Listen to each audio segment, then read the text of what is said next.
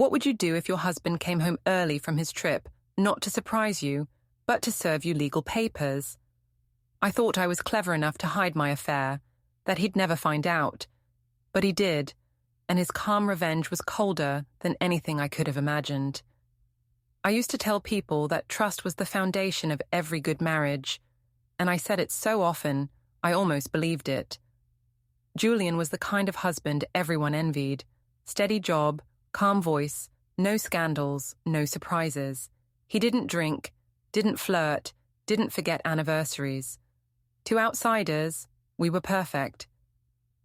But perfection gets boring when you're the one keeping it polished. He thought he gave me stability. I thought he gave me a cage. When he told me he had to go abroad for 6 weeks for work, I pretended to be supportive. I smiled, said I'd miss him, even packed his luggage with a note tucked inside, something sweet and predictable. But the moment he left, the house felt different. Quiet, yes, but not lonely. Free. I didn't have to explain where I was going or who I was meeting. I could eat cereal for dinner and leave the laundry undone. It felt like breathing again. Everyone said I was lucky to have him, but luck felt more like a weight. Julian was careful in everything. His spending, his speech, even his affection. It was always measured. I wanted something reckless, something that reminded me I was still alive. That's when Adrian texted me. He was my ex from university, the one who used to make every room feel brighter. We hadn't spoken in years. His message said he'd seen my design work online and wanted to hire me for a small project. I told myself it was just business, but I smiled for the first time in months. My sister Ivy said it was harmless. "You're married, not dead," she joked. Even my friends agreed it was normal to need attention sometimes. I believed them because I wanted to. I told myself Julian wouldn't care. He had his meetings, his quiet life, his airport lounges. What harm could come from a little company? Before we dive deeper into this story, I have one small request. Please subscribe, drop a like, comment, and hit that hype button to boost this channel so more people can discover these incredible stories. The first week after Julian left was blissful. I remember standing in the doorway, watching his taxi disappear, and feeling something like relief instead of sadness. The silence inside the house wasn't heavy. It was clean, like wiping a slate. For the first time in years, I could play music as loud as I wanted, eat dinner at midnight, or leave clothes on the floor without anyone raising an eyebrow. I told people I missed him, of course. That was what a good wife was supposed to say. But deep down, I felt like I finally had space to breathe. Julian had left me with a detailed schedule, of course, bills, reminders, instructions for Mia's school runs. That was his way. Orderly, precise, boring. I looked at the list once and shoved it in a drawer. The house wouldn't fall apart if I relaxed for a few weeks. I even joked to Ivy that I was temporarily single. She laughed and said, "Good, maybe you'll finally start living again." It was on the third evening that Adrian messaged me. "Saw your new studio photos. Impressive work." That was all it said, but my heart jumped anyway. I told myself it was innocent, just a compliment. I replied with a simple thank you, but the conversation didn't stop there. He asked about my projects, then about my life, then about how marriage had changed me. I told him it hadn't, though we both knew I was lying. 2 days later, he dropped by the studio, claiming he wanted to discuss an upcoming renovation for his office. I told him to come in, pretending it was purely professional. He looked almost the same as before. Confident, funny, and just dangerous enough to make me forget about everything else. I offered him coffee, and we talked for nearly 2 hours, barely mentioning design. When he left, I caught myself smiling at my reflection in the studio window. It had been a long time since someone made me feel seen. That night, Julian called from his hotel. He asked how things were at home, if Mia was behaving, if I was managing all right. His voice was gentle, steady, the same tone he used for clients. I told him everything was fine. that we missed him. He said he'd call again the next night. I told him not to worry, that I was busy with new clients. After we hung up, I stared at my phone, wishing I'd felt something other than irritation. The following weekend, Ivy came over with wine and gossip. She said I seemed lighter without Julian around.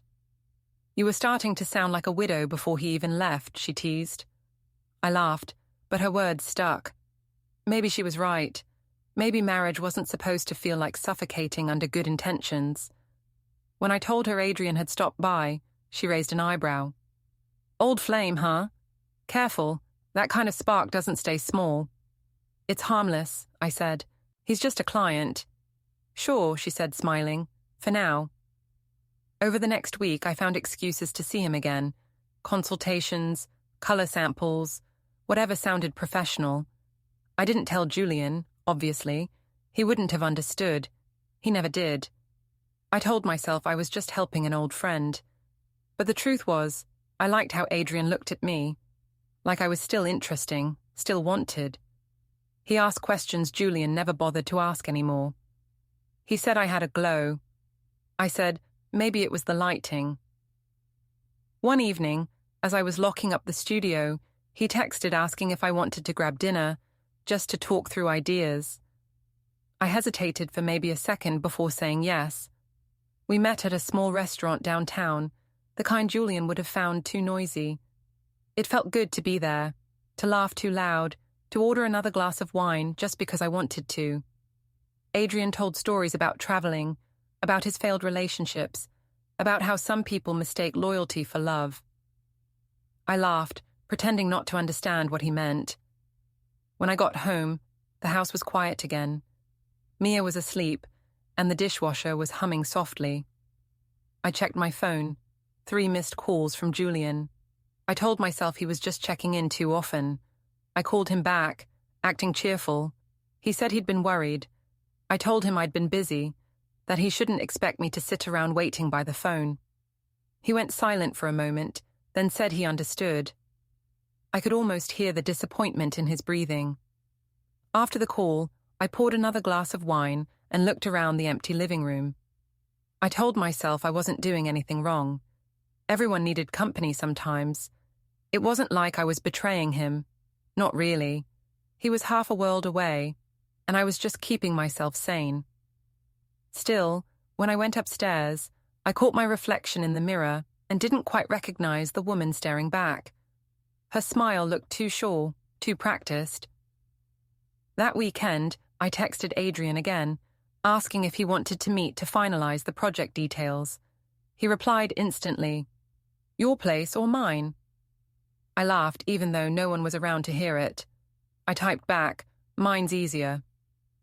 And that was the moment, the exact one, where the line stopped being blurry. But I didn't care. I told myself Julian would never know. He was thousands of miles away, and I was finally free. Adrian came over on a Friday evening. I told him to park a few streets away so the neighbors wouldn't talk. It was supposed to be a simple meeting, just samples and sketches. But I'd cleaned the house as if it were a date. Candles, music, a dress that didn't look accidental. When he arrived, he looked around and said it felt strange being in a married woman's house. I laughed and said I was married, not buried.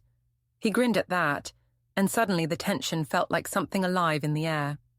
We sat at the kitchen table, pretending to discuss the office layout, but our hands kept brushing, our eyes lingering too long. He asked if Julian minded me working so late. I said Julian trusted me completely. The words came out proud, like a dare. I poured us wine, and the conversation drifted. We talked about university, about how easy everything had been back then. I told him marriage wasn't hard, just dull. He said I deserved more than dull. It was all too easy. By the time he left, it was almost midnight. I stood at the door, thanking him for stopping by, but neither of us moved. Then he leaned in, just slightly, and said he missed this version of me, the one who laughed without thinking. I said he shouldn't say things like that, but I didn't mean it. When the door finally closed, I locked it and leaned against it, my heart beating too fast. The next day, I convinced myself it was nothing, just nostalgia. Julian called that afternoon, asking how Mia's school play went. I'd completely forgotten about it. I lied and said it was wonderful, that Mia had done great. He said he wished he could have been there. I told him it was fine, we managed. Then he asked, very softly, if I'd been busy at the studio. I said yes, too quickly. There was a pause before he said he was proud of me for keeping things together. That made me feel worse somehow. By the second week, Adrian was coming over more often. Sometimes during the day, when Mia was at school, sometimes in the evenings when I said I was working late. I told myself Julian wouldn't mind if he knew, that he'd rather I had company than sit home feeling lonely. When guilt crept in, I brushed it aside. I was the one holding our life together, wasn't I? I deserved to feel good for once. My sister Ivy didn't help. She came by one afternoon while Adrian was there. I nearly panicked, but she just laughed when she saw him. So, this is the famous Adrian, she said. I introduced him as a client, but she gave me a knowing look. Later, when he left, she said, "You look happier than I've seen you in years. Just don't get caught." I told her she was being dramatic. She told me I was being naive. I started being careless, leaving glasses out, forgetting to delete messages, taking calls in the hallway. It didn't feel like danger. It felt like excitement. I loved how alive I felt when Adrian was around, how he made me laugh at things Julian would have scolded me for. When Julian called now, I sounded distant, distracted. He noticed. "You seem different lately," he said once. I replied that I was just tired. He asked if I was happy. I told him not to be ridiculous. Mia, of course, noticed things too. Kids always do. One night she asked why a man's car was in the driveway when she came home early from her friend's house. I told her it was someone from work, that she must have imagined it. She looked confused but nodded.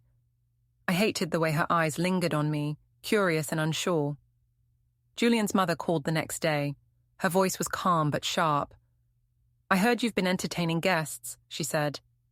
I laughed it off, told her she shouldn't believe gossip, but I could tell she didn't buy it. When I told Ivy about it, she said I needed to be more careful. "You're giving people a reason to talk," she warned. I shrugged it off. People always talk. By the third week, Adrian started acting like it was normal, like we were something real. He'd cook at my house, leave his jacket on the couch, even text me while I was on the phone with Julian. I didn't stop him. I liked the danger. I told myself it was just a secret between adults, that no one was getting hurt. Then one night, after Adrian left, I found a note from Mia on the kitchen counter. Her handwriting was messy, but the words were clear. I told Grandma about Mommy's friend. She said Daddy will be mad. Please don't be mad at me. My stomach dropped. I crumpled the note and threw it away, but the damage was already done. I didn't know if Julian knew yet, but something in me felt cold, like the air right before a storm. 2 days later, Julian emailed me from abroad. He said his meetings were going well, but there was a change of schedule. He'd have to stay longer than expected. I sighed with relief. More time to clean things up, to breathe. I poured myself another glass of wine and texted Adrian to come over. I didn't know then that Julian had already booked his flight home. Julian came home on a Thursday night. I didn't even know until I heard the key turning in the lock. For a moment, I thought I was imagining it. The sound was so ordinary, it didn't fit the panic that suddenly filled me. I had just finished clearing away the dishes. Adrian's jacket was still draped over the chair. His cologne lingered faintly in the air. I froze, then ran through the kitchen like a thief in my own house, grabbing everything that didn't belong. When Julian stepped inside, suitcase in hand, I was standing there smiling too hard, my heart racing. "You're home early," I said, as if excitement could cover panic. He set his suitcase down quietly. "Meetings finished ahead of schedule," he said. "I thought I'd surprise you." His tone wasn't warm. It was careful, almost neutral. That frightened me more than anger would have. He looked around the house slowly, his eyes moving over every corner. I could see him noticing the details, the extra glass in the sink, the folded blanket that wasn't ours, the faint smell that didn't belong to him. "You've been busy," he said after a moment. I laughed too loudly. "You know me, always rearranging things." He nodded once but didn't smile. "Whose car was in the driveway last Tuesday?" I blinked. "Car? Probably a client," I said quickly. "Why?" He tilted his head, still calm. "Because the neighbor mentioned seeing it parked overnight." I felt the air leave my lungs. "People always talk," I said, forcing another smile. "You know how they are." He didn't argue. He just studied my face, like he was taking a photograph of every lie. Then he said quietly, "I know everything, Leora." The words landed like a stone in my stomach. "Everything?" I repeated, pretending confusion. "Julian, you sound crazy." He didn't raise his voice. "You should stop talking," he said simply. "You'll only make it worse." I wanted to scream, to demand proof, to take control again, but he didn't give me a chance. He picked up his suitcase and walked down the hallway. I followed him, panicking now. "You can't just show up and accuse me," I said. "You've been gone for weeks. You don't know what's been happening here." He turned slightly, his expression unreadable. "I know enough." That night, he slept in the guest room. I lay awake, staring at the ceiling, waiting for him to come storming in, to shout, to demand answers. But he didn't. The silence was unbearable. I checked my phone. No message from Adrian. I typed one, then deleted it. In the morning, Julian acted like nothing had happened. He made coffee, packed Mia's lunch, helped her get ready for school. He was polite but distant. When I tried to talk, he said he was late for a meeting. He kissed Mia's forehead and left without looking at me. I wanted to believe it was all in my head, that he was just tired. But the way he shut the door, quietly, without hesitation, made my chest tighten. I called Ivy that afternoon, told her what happened. She gasped, half horrified, half thrilled. "He came back early. That's insane. You need to stay calm," she said. "Just deny everything. He has no proof." "What if he does?" I whispered. She hesitated. "Then make him look crazy. Say he's jealous, controlling. People already think he's cold." It sounded cruel, but also practical. That was how I'd survived before, by twisting the story before anyone else could. So that's what I did. I posted a photo of the three of us from before his trip, captioned, "Family time again, nothing better." The comments were full of hearts and compliments. From the outside, we still looked perfect. That evening, Julian came home late. He didn't touch his dinner. I told him I was worried about him, that he seemed distant. He said, "You should be more worried about yourself." His voice was so calm it scared me. Before going to bed, he left his phone charging on the counter. I glanced at it, tempted to see what he knew, but I was too afraid. I couldn't tell if he'd really seen something or if he was bluffing. I tried to believe the latter. He wasn't the type to snoop. He was too proud for that. 2 days later, Adrian called. I answered quickly, whispering in the pantry while Mia watched TV.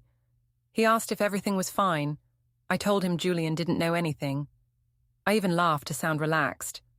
What I didn't know was that Julian had walked in at that exact moment. He stood in the doorway, silent, listening. I turned around and nearly dropped the phone. He didn't shout. He didn't even look angry. He just said, "You might want to save that number. You'll be hearing from him again, through your lawyer." I tried to laugh it off, but my voice cracked. "You're being ridiculous, Julian." He nodded once, like a man who's finished a long calculation. "No, Leora, I'm being practical." Then he walked out again, leaving me alone in the kitchen, my pulse hammering in my ears. For the first time, I realized the calm wasn't mercy, it was preparation. The days after that felt like I was living in a movie where I didn't know the script anymore. Julian didn't fight, didn't accuse, didn't even ask questions. He just moved around the house like a guest waiting for checkout time. He took Mia to school, answered work emails, smiled when neighbors waved. It was terrifying how normal he acted. Every time I tried to bring up the conversation, he would say, "Not now." The silence was worse than any shouting could have been. I told myself I could still fix it. If I stayed calm, if I spun the story right, people would believe me. I'd always been good at that, turning awkward truths into misunderstandings. I started by calling Ivy. She said I had to get ahead of the narrative. Her words, not mine. "People are going to talk, Leora," she said. "You need to make him look unreasonable. Say he's jealous. Say he's distant. Everyone already knows he's cold." So that's what I did. I met friends for coffee, laughing too loudly, talking about how strange Julian had been since returning. I told them he'd been going through my things, questioning my calls, accusing me of ridiculous things. They nodded, sympathetic. "You deserve better," Vanessa said. "You've been holding that marriage together for years." I smiled and pretended to believe it. That evening, I found Julian at the dining table, sorting through papers. "We should talk," I said. He looked up briefly. "About what?" "About us," I said. "You've been acting distant and it's hurting Mia." He didn't answer right away. Then he said, "Mia's fine. I'm the one who's been hurt." I crossed my arms. "You're not the only one with feelings, Julian." He stared at me for a long time. "You wouldn't know that from your behavior." I told him I didn't like his tone, that he sounded controlling. He gave a small, humorless smile. "That's one word for it," he said, and went back to his papers. That night I went to sleep angry. The next morning, he was gone before sunrise. Mia said he'd taken her to breakfast before school. When they came back, she ran upstairs to pack a small bag. I asked what she was doing. She said, "Daddy said I'll stay at Grandma's for a few days. He says the house is too noisy lately." My chest tightened. "He didn't ask me," I said. She shrugged, innocent. "He said you needed rest." When Julian returned that afternoon, I confronted him. "You can't just take her without asking." He was calm, as always. "It's temporary," he said. "She needs stability right now." "She has it here," I snapped. He met my eyes. "No, she doesn't. Not when men are visiting her house when I'm away." I froze. "You're twisting everything. He was a client." He nodded slightly. "Then you'll have no problem explaining that to your lawyer." I felt my stomach drop. "You're really going through with this?" He gathered a few papers, stacked them neatly, and said, "I'm already through with it." When he left the room, I stood there shaking. I called Ivy again, told her Julian was losing it. She told me to post something that made me look calm, collected, misunderstood. So I did. I posted a photo of myself and Mia from last month, captioned "Learning to stay kind even when life gets messy." The likes came in fast. Messages from friends saying they admired my strength. It felt good for a moment. Then the guilt came creeping back. That evening, Clara called. Her tone was icy. "Julian's done being your prop, Leora," she said. "You should prepare yourself." "For what?" I asked, trying to sound unbothered. "For consequences," she said, and hung up. 2 days later, a message appeared in my inbox from an unfamiliar address. The subject line was simple: legal notice, custody, and property review. My hands went cold as I opened it. There were attachments, screenshots of messages, photos from the driveway, even time-stamped receipts from the nights Adrian came over. Proof, all of it organized, labeled, professional. I stared at the screen, my pulse hammering. How had he gotten everything? I deleted the email immediately, then sat on the couch staring at the blank TV screen. When Julian came home that night, I asked why he was doing this. He looked at me without emotion. "Because truth doesn't need a story, Leora. It just needs time." "You're trying to ruin me," I said. He shook his head. "No. You did that yourself. I'm just documenting it." I wanted to scream, to claw back control, to make him feel small the way I used to. But his calmness swallowed every argument I had. He wasn't angry anymore. He was certain. When he went upstairs, I sat there in the half-dark kitchen, surrounded by the quiet hum of the refrigerator. For the first time since he'd come home, I understood the danger. Julian didn't want revenge in the way people imagine it. He wanted justice, and he had patience on his side. And as much as I hated to admit it, that scared me more than anything. The morning the envelope arrived, I knew what it was before I even opened it. Thick paper, formal seal, the kind of thing that didn't belong in an ordinary mailbox. I carried it into the kitchen like it might explode. Mia was at school, thank God. My hands shook as I slid a finger under the flap and pulled out the pages. The words petition for legal separation and custody review jumped out immediately. Julian had filed everything. Quietly, efficiently, like he'd been planning it for weeks. I sat down hard, staring at the stack. There were copies of text messages, screenshots of emails, even a few photographs. One of them was from that night Adrian had parked too close to the house. Another showed me unlocking the door while Julian was abroad. I felt sick. I didn't know which hurt more, the invasion or the accuracy. Every detail was there, no room to twist or edit. When Julian came home that evening, I waited by the door. "So this is it?" I said. "You're divorcing me like I'm a business contract." He didn't flinch. "I'm not divorcing you, Leora. I'm protecting Mia." "You're punishing me," I snapped. "That's what this is." He hung up his jacket slowly, methodically. "I don't punish people. I prepare." I wanted to slap that calm expression off his face. Instead, I followed him into the kitchen, my voice rising. "You're going to regret this. Everyone will see what kind of man you really are." He poured himself a glass of water. "They already do." That night, I called Ivy. She came over, looked through the papers, and swore under her breath. "He's serious," she said. "He's got everything documented. Bank accounts, phone records, witnesses." "Witnesses?" I repeated, horrified. She nodded. "Neighbors, maybe even your friends. He's been talking to people for weeks, Leora."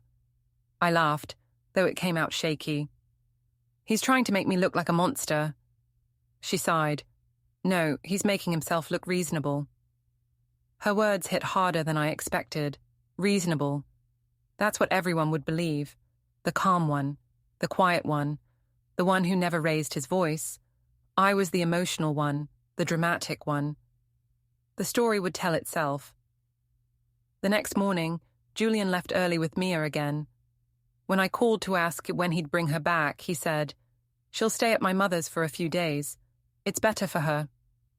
I tried to argue, but he'd already hung up. By noon, I was at his lawyer's office, demanding a meeting.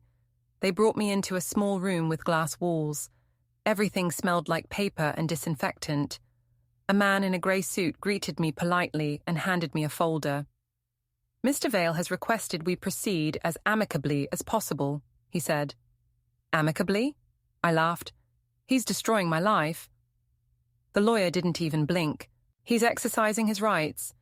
You'll see he's offered joint financial settlement terms." I flipped through the pages. My name was being removed from the house deed. The joint account was closed. The custody section had long paragraphs underlined. Words like stability, exposure, and evidence of infidelity jumped out at me. "You can't just erase me from my own home," I said. The lawyer adjusted his glasses. "He's not erasing you. He's filing for sole ownership due to breach of marital trust. You'll still receive partial assets." Partial. That word made me tremble. I stood up, trying to sound strong. "Tell Julian this isn't over."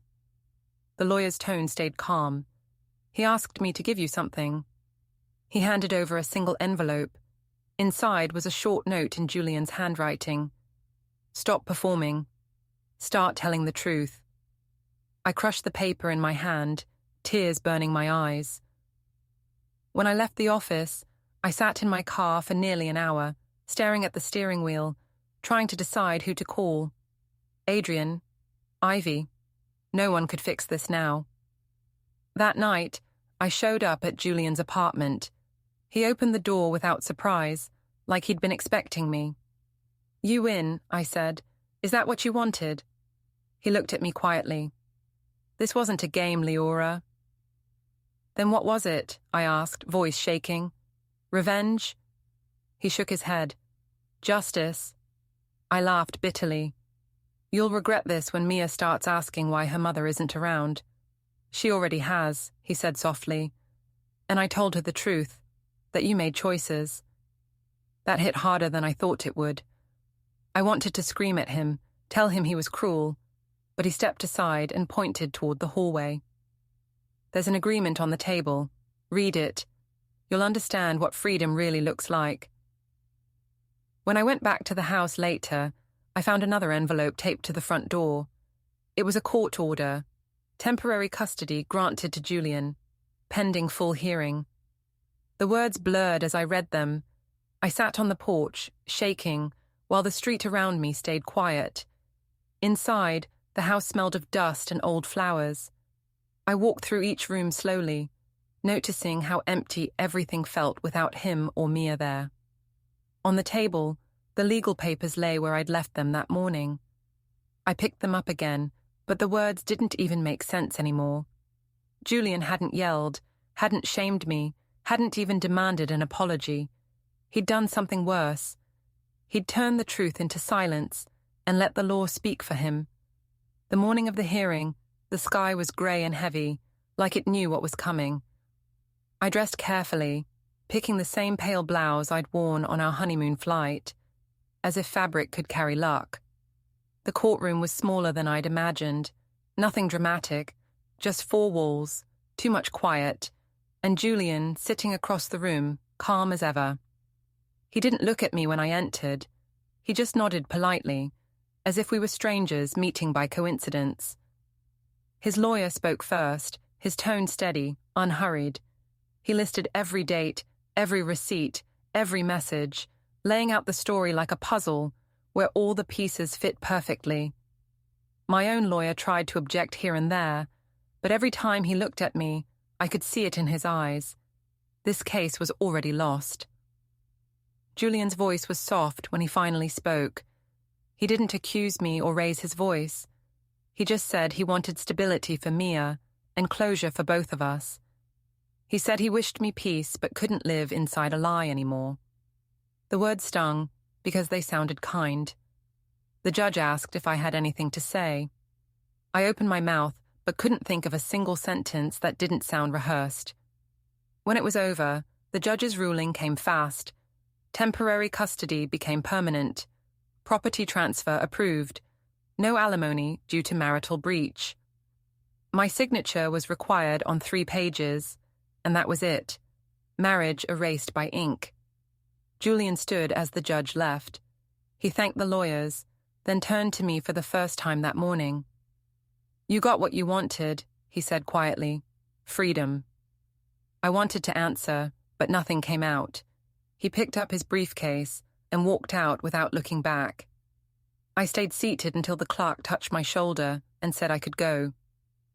Outside, the air was sharp and cold. Reporters weren't there, thank God, but people still watched. Family friends, neighbors, even Ivy standing near the steps, her face pale. When she saw me, she shook her head slightly, as if she couldn't decide whether to comfort me or say, "I told you so." I walked past her without a word. Back home, the house didn't feel like mine anymore. Boxes lined the hallway, labeled with my name in Julian's neat handwriting. He'd already moved out what was his. Books, tools, photo frames with faces missing. I went room to room, touching walls, curtains, chairs, all the things that used to mean something. The smell of his cologne was gone, replaced by something metallic and empty. I poured myself a glass of wine, though it was barely noon, and sat at the kitchen table. The same spot where he'd once read the morning paper, where Mia had done her homework, where I'd laughed with Adrian like it was harmless. It all looked smaller now. I pulled open a drawer and found the last envelope, the one the lawyer had promised would arrive after the ruling. Inside was a single document: Final Custody and Property Confirmation. Vale v. Vale. Attached was a letter in Julian's handwriting. It said, "I hope you find what you were looking for. I've made sure Mia will always be safe. Please don't contact her until she's ready. This is not out of cruelty, it's protection, for her and for you." There was no anger in it, no bitterness, just finality. I crumpled the letter, then smoothed it out again, not sure what to do with my hands. I tried calling Ivy, but she didn't answer. Then Vanessa, who said she was too busy to get involved. Even Adrian didn't reply. His number had gone out of service. The silence around me was absolute. By evening, I wandered outside, barefoot on the porch, the wind cutting against my skin. The neighborhood lights glowed faintly, and for a second, I thought about knocking on someone's door, saying something like, "It wasn't supposed to end like this." But no one would have believed me. Back inside, I found Mia's note still stuck to the refrigerator, her little handwriting from weeks ago. "Please don't be mad at me." I touched the paper gently, realizing she'd been the only honest one. The clock ticked louder as the night settled in. The house creaked like it was exhaling, relieved to be free of pretending. I sat at the kitchen table again, staring at the final decree, the judge's seal embossed in perfect gold. It struck me then that Julian hadn't shouted, hadn't punished me, hadn't sought revenge. He'd done something colder. He'd made sure the truth didn't need his voice to destroy me. And when the wind rattled the windows, I finally understood the sound. It wasn't anger or regret. It was the sound of something closing for good. Don't forget to hit like, subscribe, and turn on the bell so you don't miss the next story. Write in the comments from which city you are watching.